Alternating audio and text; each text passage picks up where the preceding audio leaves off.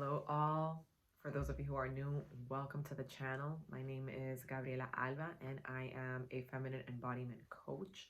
I support women in stepping into their personal power, stepping into their well being, their pleasure, all of this through authentic self connection and with the essence of having sustainable transformations in their lives. So today's topic is on our pleasure and our well-being and why this is so important for us as women. Um, we live in such hectic day-to-days. We are constantly living under stress, under pressure to perform, and every day the world is demanding more and more of us, especially women who currently play mostly the role of being taking care of the family and also feeling this desire to be really successful in their career and their job, which is a beautiful thing. And I'm here to be a stand for anything is possible. Anything is possible, and you can actually build the life in the way that you want, not feeling like you have to give up any role that you might actually want to uh, uh, live out in life. And while knowing that this is possible for us, it's important for us to have the tools to take care of ourselves, the tools to create those spaces to literally just release. And that's what those spaces of well-being and pleasure are about. So I want to share a couple of signs of how you will know that you might be currently disconnected from your pleasure and well-being. So the first one is it just feels impossible. Like right now, you're probably listening to me and you're like, Gabby, I get it, but like you're asking me to like create these spaces for me, to be in my well-being, to be in my pleasure. Like, no, like it in my mind, it's even hard to visualize myself doing those things with the type of day that I live out day to day. So this is one sign of, just currently disconnected from our pleasure. And I say currently because the beautiful thing is that this connection is and will be always available to us. It's not outside of ourselves. There's nowhere to look. It's literally going within. So it's always accessible to us, and we can, whenever we choose, we can just plug ourselves back in. The second sign, and whoa, like this still today, it's an edge for me the more I lean into my well-being and pleasurable activities. The second one is there are feelings of guilt or feeling selfish for making this time for ourselves. For some reason, growing up in all areas of life, whether it's in our family, in school, we learn this idea that others comes first and we come last. So it's like we are left with just this little of what is left because others must comes first. So when we do try to increase that, little space that we give ourselves, we experience feelings of guilt and feeling selfish. And there is a reason for that. It's due to our beliefs that we have around the pleasure we are allowed to receive, the spaces of well-being and being with ourselves, how comfortable we feel with that. It's all tied to our beliefs and what we learned growing up. It's conditioning. So knowing that it's something learned, and if we desire, we can unlearn them to actually increase our quality of life and give ourselves more spaces of well-being and pleasure. It's completely possible for us. Because the idea here is there's absolutely nothing wrong with being go, fast paced, getting things done. It's just, is it serving me in the way that I am doing it? This is what I'm inviting you all to question. Like, is it serving me, or is it possible that I could find another way to still get all of those things done while not experiencing burnout, while not just putting myself last? Another sign that we are a little bit currently disconnected from our pleasure is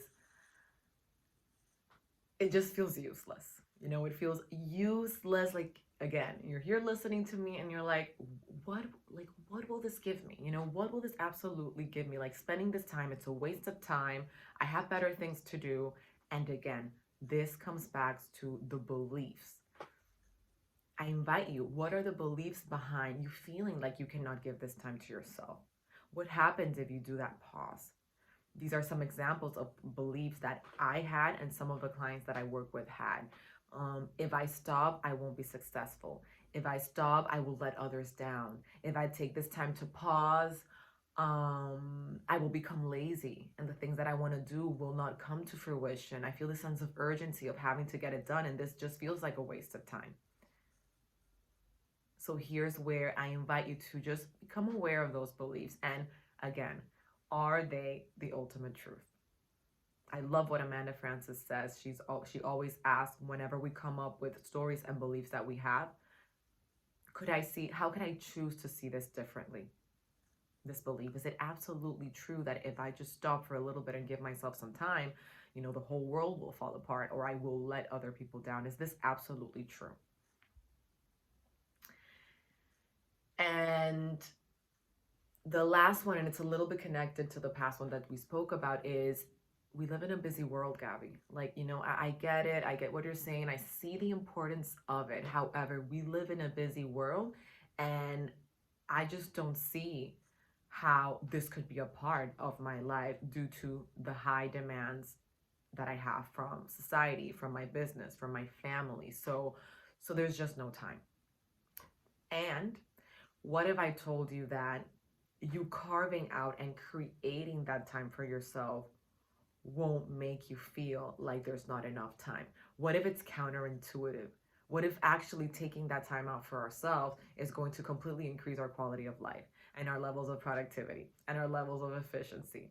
And maybe literally the things that would take us 3 hours to do, we could do it in 45 minutes.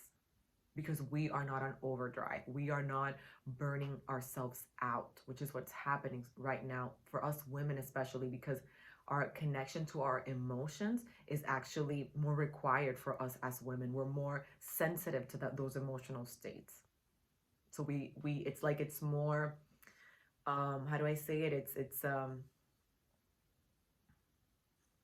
We're just more sensitive to the effects of us not taking care of ourselves, to the effects of the stress, to the effect of the emotions that we might not be, taking care of. So I think this was the last one. I just wrote a few of them here. Again, yeah, these are just a few, but I wanted to share this to start opening ourselves up. And I want to leave you with 2 signs that you know that you're ready to explore a reconnection. Because let's say if you listen to all these signs and you're like, yeah, but you know what? I'm happy with how things are. Great. Fantastic. You learn something new. You could share it with a friend that maybe might want to do things differently. So how do you know if you're ready to explore that reconnection? Well, one, you might be in that place where you're just like done. Like maybe you've gotten sick and you've learned from your doctors that it's due to chronic stress, that it's due to putting yourself on overdrive, putting your nervous system on overdrive. So you're like, no, like for my health, I need to explore a different, better way. So this is sign number 1, that you're, ready to start exploring that reconnection and the beliefs that are behind it. Because sometimes we think it's going to be just drawing a bath for ourselves, but the bath won't be as productive if we don't shift the stories that are playing out about us feeling that we actually deserve the bath and that space. And the second one is you just have this, like you're seeing this video and you're like, okay, I hear you. I found myself questioning, like, why am I doing things this way? Or why do I behave this way? I might not feel burnt out or stressed yet, but I find myself questioning in the day-to-day and wondering if maybe there could be another way to do things. So if you are in any of these stages, you are ready to experience that reconnection with yourself, because the way that I see it is that first we go through the reconnection of ourselves and just really knowing ourselves, know what our needs and what we need and what we desire, all of those things. And then from that reconnection, we open ourselves to those pleasurable moments, and we know how to give them to ourselves. And then from that pleasure, we go into personal power, because it's like we are very intentional with the time we create for ourselves. And this literally starts creating ripples and ripples in how we show up with our family, how we show up with our friends, with our business. Like it's like literally we're rewiring ourselves to a new way of being. And this shows up in every area of your life, hence the sustainable transformations you can achieve through this absolutely beautiful work. So I hope this supported you. Please subscribe to the channel if you want to continue getting some content on how to step into your personal power through exploring your feminine, especially how to create more spaces for pleasure and well-being, what gets in the way of you maybe not having those moments. If all of this information is just like, yes, yes, I want more of this, subscribe to the channel, like the video, share it with your friends, please. The channel is relatively new, so it would really support it would support me in getting the word out there to more women that might want to be doing this work. And yeah, just excited about sharing all of this wisdom with all of you and seeing also the relationships and connections that we could all build together. So again, subscribe to the channel. You could also find me at Gabriela Alba R. That's my Instagram handle. Also at GabrielaAlba.com. It's my website. You can subscribe so that you can receive some, emails, beautiful emails with more wisdom. Again, nothing spammy. It's been a while since I sent some emails. You won't get more than once a month, especially when I have some programs coming up. If you want to be part of those programs, you want to be on that email list. And yeah, let's just stay connected through this channel, through Instagram, through any program that you might be interested in doing. Reach out. Would love to support you. This has transformed my life, and I want this knowledge, this wisdom, and everything that I know I'm going to continue learning. I want to share that with all of you.